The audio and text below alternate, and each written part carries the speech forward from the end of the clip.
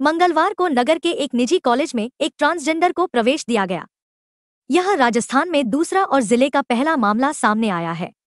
यशवंती पाटीदार 27 निवासी कोकापुर ने सागवाड़ा में एक निजी कॉलेज में बीए प्रथम वर्ष में प्रवेश लिया है। यशवंती ने बताया कि उन्होंने पहली से 5वीं तक निजी स्कूल पाड़वा और 6ठी से 12वीं तक पाड़वा की सरकारी स्कूल में पढ़ाई की।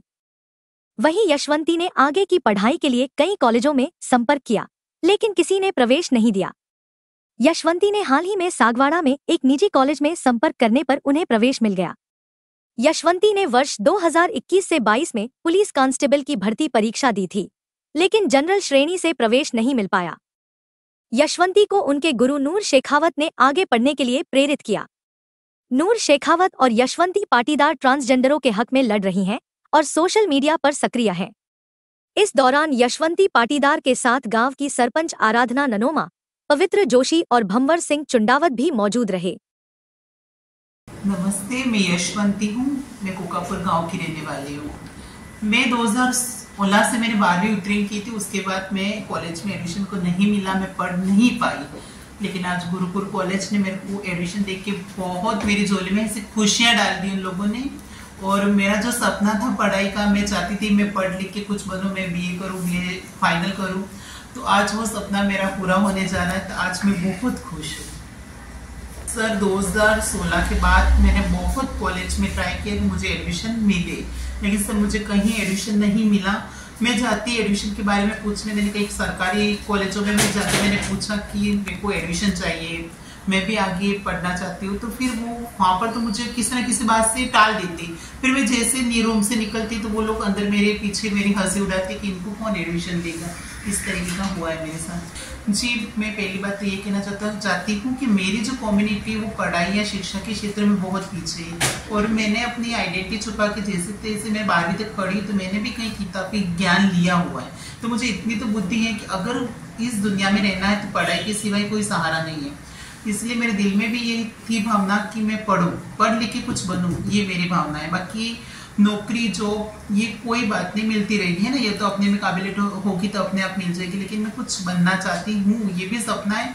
और मैं पढ़ना भी चाहती हूँ। बिल्कुल सर, स्कूल में किसी टीचर के द्वारा सताई जा रही थी, फिर बच्चों के द्वारा हंसी का भी पात्र बनी और बहुत कठिनाइयों का सामना करके जैसे तैसे 12वीं पास की मैंने।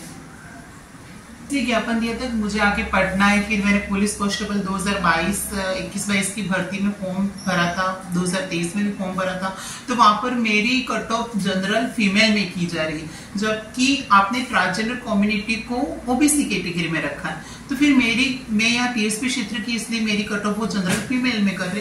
तो मेरा मानना ये कि सर ट्रांसजेंडर कोई जात नहीं है ना। तीसरा लिंग कोई जाति है, तीसरा लिंग जैसे कि मेल फीमेल के सिवाय तीसरा लिंग जो हमारी सुप्रीम कोर्ट ने 2014 के जजमेंट में कहा हुआ है कि ट्रांसजेंडर कम्युनिटी तीसरा लिंग है, तो उसको लिंग के आधार पे आरक्षण देना चाहिए, न कि आप किसी जात के आधार पे आप ट्रांसजेंडर को ओबीसी में डाल रहे। तो ये सरासर गलत है ट्रांसजेंडर कम्युनिटी के लिए। उसके बाद तो राजस्थान में अभी तक ट्रांसजेंडर कम्युनिटी के लिए कहीं सरकारी कॉलम में थर्ड जेंडर या अदर्स का कॉलम भी नहीं था। मैं शायद राजस्थान की पहली ट्रांसजेंडर हूँ जिसने कहीं मुख्यमंत्री जी का जन सुनवाई थी, जहां पर जाके मैंने अपना ज्ञापन दिया कि सर हमारे लिए सरकारी भर्तियों में तीसरे लिंग का कॉलम नहीं है, तो आप हमें तीसरा लिंग जो ट्रांसजेंडर कम्युनिटी के लिए तीसरे लिंग का कॉलम दो। तो तब से कॉलम आना भी शुरू हो गया। उसके बाद तो मेरी जिज्ञासा और बढ़ गई कि फिर तो मुझे आगे पढ़ना चाहिए। लेकिन कॉलम आना एक बड़ी बात है ना, मैं उसको मानती हूँ, लेकिन उसके बाद भी हमारी कम्युनिटी के लिए कोई आरक्षण नहीं है।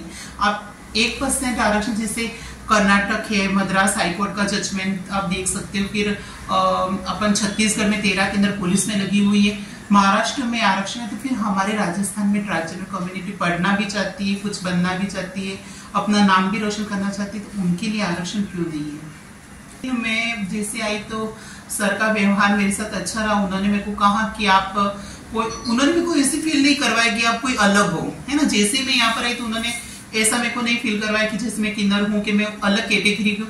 उन्होंने नॉर्मल जैसे बच्चों से बात करते इसी तरीके से मेरे से बात की। और उन्होंने कहा कि आप जो 2016 में आपने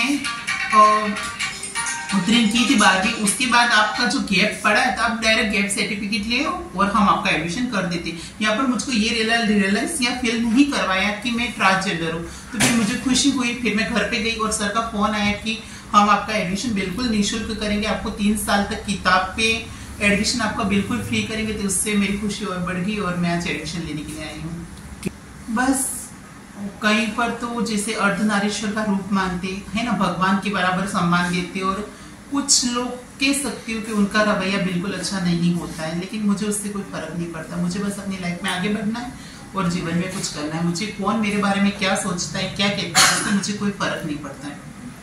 कॉलेज में एडमिशन के बाद मेरी पहली पहल यही होगी कि मैं अब तक तो 12वीं पास थी तो मैं पुलिस कांस्टेबल बनना चाहती थी, लेकिन जैसे ही मेरी बीए फाइनल हो जाएगी तो मैं सब इंस्पेक्टर का सपना भी देखती हूँ। और अगर मेरी एज एक किन्नर होने के नाते मेरे को ये खामियाजा तो भुगतना ही पड़ रहा है कि मेरे को पढ़ाई और पिछड़ तो मैं गई हूँ। अगर मेरी एज ओवर एज होती है तो फिर मैं वकालत करना पसंद करूंगी। यशवंती बहन 3 दिन पहले मेरे पास कॉलेज में पधारी थी एडमिशन के लिए, तो उनका मामला थोड़ा सा पेचीदा लगा था हमको।